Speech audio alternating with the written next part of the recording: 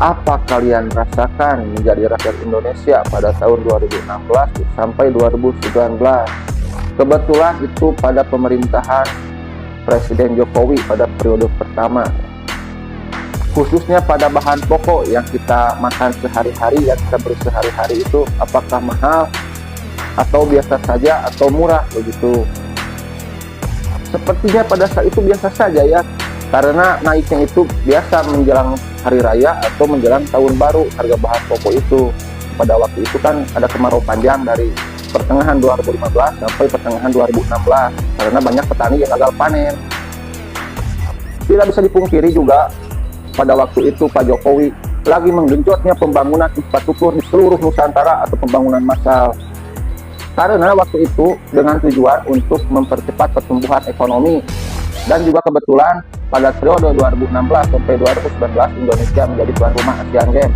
Jadi agak tidak malu-maluin ya jadi tuan rumah, makanya Pak Jokowi pada waktu itu menggenjot pembangunan di seluruh Nusantara, khususnya pada kota Jakarta dan Palembang yang menjadi tuan rumah Asian Games dengan adanya tol Trans Jawa dan tol Trans Sumatera. Itu yang menjadi bikin masyarakat itu terguncang hatinya ya, jadi wah begitu. Apalagi pada waktu itu pada periode Pak Jokowi menjabat presiden dari 2014 sampai 2019, Pak Jokowi kan sudah resmi meluncurkan dana desa ya. Jadi untuk pembangunan infrastruktur atau pertumbuhan ekonomi di desa-desa tersebut. Jadi masyarakat begitu kagum ya, begitu antusias terhadap program itu. Langsung kita beralih ke 2018 ya, pada waktu itu kan Indonesia menjadi tuan rumah Asian Games dan pembangunan infrastrukturnya itu tol Trans Jawa, tol Trans Sumatera sudah selesai ya. Jadi sukses itu ya, pembangunan stadion di Jakarta dan Palembang, lalu jalan tol Trans Jawa dan Trans Sumatera sudah selesai, maka sukseslah Asian Games tersebut.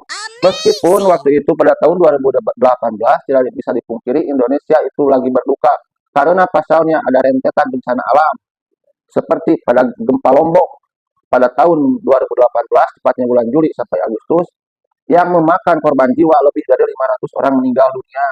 Lalu selanjutnya yaitu gempa tsunami di Palu dan Donggala yang memakan korban jiwa lebih dari 4.000.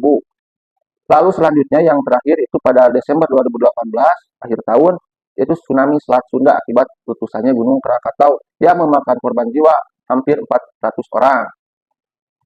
Respon Pak Jokowi pada waktu gempa itu rentetan bencana alam, responnya itu sangat bagus, sangat sigap ya. Bencana di sana dia langsung datang, bencana di sini dia langsung datang begitu. Dan puncaknya pada tahun itu adalah pertemuan IMF dan Bank Dunia di Bali pada bulan Oktober 2018 sebelum adanya gempa tsunami di Selat Sunda ya. Acara itu pun begitu megah, begitu sukses karena dihadiri oleh 189 negara anggota, dan yang menjadi sorotan utama rakyat Indonesia pada waktu itu adalah pidato Pak Jokowi. Pidatonya sangat bagus pada waktu itu ya, seperti musim dingin di depan mata, lalu musim dingin begitu dingin. Lalu ada juga masyarakat dunia itu atau negara-negara maju di seluruh dunia harus berkolaborasi menjadi satu agar menjadi kuat begitu ya. Dan masyarakat Indonesia pun begitu kagum dengan pidato Pak Jokowi pada waktu itu karena masyarakat Indonesia seperti melihat Presiden Pak Jokowi itu seperti pidatonya Kim Jong Un, Presiden Korea Utara ya. Di saat dunia ya, di saat di Eropa sana ada perang dagang dengan Amerika pada waktu periode 2018 kan puncak-puncaknya itu perang dagang itu, Indonesia sepertinya sudah bisa menanggulangi hal tersebut karena dari pidato Pak Jokowi yang seperti itu, maka masyarakat Indonesia bisa menyimpulkannya atau merasa tenang ya. Apalagi ketika memasuki tahun 2019 karena waktu itu masyarakat di seluruh Indonesia fokusnya teralihkan ke pemilu serentak yang akan dilaksanakan pada bulan April. Pada waktu yang bersamaan itu awal tahun 2019, Indonesia mendapat julukan sebagai negara paling santai di dunia. Julukan itu didapatkan dari agen perjalanan berskala internasional yang berasal dari Inggris. Sehingga masyarakat di seluruh Indonesia tidak sadar ya, atau tidak menghiraukan bahwa rupiah itu sudah melemah pada tahun-tahun tersebut menjadi 15.200 terhadap dolar Amerika. Karena itu efek perang dagang antara Amerika, Uni Eropa, dan Cina.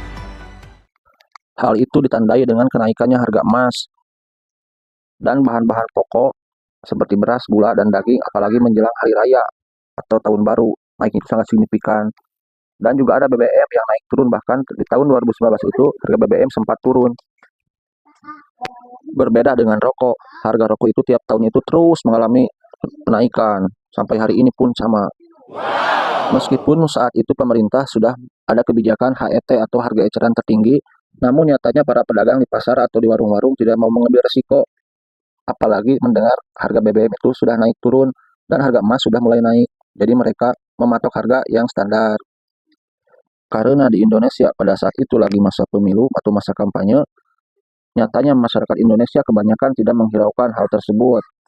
Dan puncaknya pada April 2019 itu masa pemilu serentak yang dimenangkan kembali oleh Bapak Jokowi untuk kedua kalinya atau memasuki periode kedua. Meskipun ada banyak drama sekali ya dari pihak kubu lawan yang demo besar-besaran di Mahkamah Konstitusi, namun tetap tidak merubah hasil apapun. Sebelum kita membahas lebih jauh lagi tentang kebijakan-kebijakan Pak Jokowi pada masa periode kedua, saya akan mengkritisi dulu kebijakan-kebijakan Pak Jokowi pada periode pertamanya, khususnya pada pembangunan jalan nasional seperti jalan tol, lalu ada juga membangun bendungan, banyak sekali itu, sampai puluhan, lalu ada juga membangun bandara dan pelabuhan, khususnya pada daerah terdepan, terluar, dan tertinggal. Lalu ada juga bantuan seperti menerbitkan Kartu Indonesia Sehat atau KIS dan juga Kartu Indonesia Pintar atau KIP untuk sektor pendidikan. Lalu ada juga bansos PKH dan bansos yang lainnya juga. Serta ada juga dana desa ya. Serta ada juga pembagian sertifikat tanah secara gratis dan untuk pembangunan ekonomi Indonesia dari segi ketahanan pangan. Namun nyatanya Indonesia masih mengandalkan impor khususnya pada beras, jagung, dan gula. Dan hal itu berdampak kepada kesejahteraan para petani karena kebijakan impornya itu dilakukan pada saat petani di Indonesia panen raya, sehingga menimbulkan harga pangan atau harga gabah dari petani murah. Dan di sisi lain pemerintah tidak dapat menjaga kestabilan harga khususnya pada tingkat konsumen pada komoditas seperti cabai, telur, bawang, dan daging. Apalagi menjelang hari raya atau pada tahun baru.